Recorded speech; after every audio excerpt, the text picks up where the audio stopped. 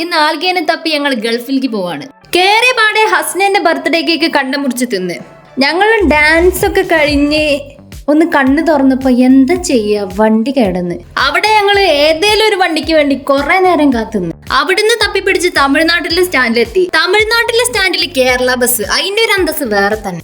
ഏതായാലും ഗൂഗിൾ ഏച്ചി ചതിച്ചില്ല, ഞങ്ങളെ വിചാരിച്ച സ്ഥലത്ത് തന്നെ കൊണ്ടുവന്നെത്തിച്ച്. നേരെ തമിഴ്നാട് ഗവൺമെന്റ് ബസ്സിൽ വൈബ് പാട്ടൂട്ടി ഞങ്ങൾ പോകാൻ തുടങ്ങി. ഞാൻ കുറെ നേരം ചിന്തിച്ച് ഈ വിൻമില്ലിന്റെ ചിറകിന് എത്ര ഭാരം ഉണ്ടാവുന്നത്. പിന്നെ ഞാൻ ചിന്ത നിർത്തി. സ്റ്റേക്കേഷനിലെത്തി. അവിടുന്ന് മയിലിനെ നോക്കി നേരെ ഫുഡ് അടിച്ച് ഉത്സാറായി കറങ്ങാൻ ഇറങ്ങി.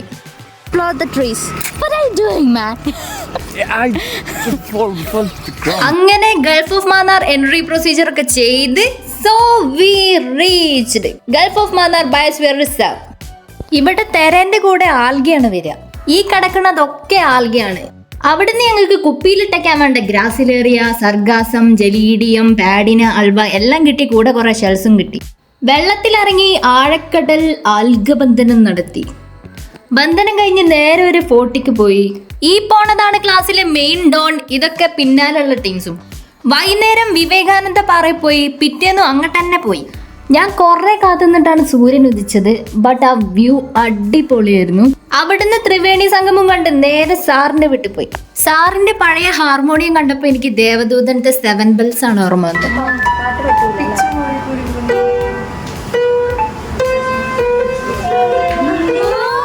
അവിടുന്ന് കിങ് ഫിഷറിന് ഒരു ഹായ് കൊടുത്ത് ഞങ്ങൾ ബോട്ടിങ് തുടങ്ങി. ബോട്ട് പോകുമ്പോ മുന്നത്തെ ബോട്ടിനെ കുത്താനുള്ള ഒരു ടെൻഡൻസിയാണ് എന്റെ മൈൻഡിൽ വരുന്നത്.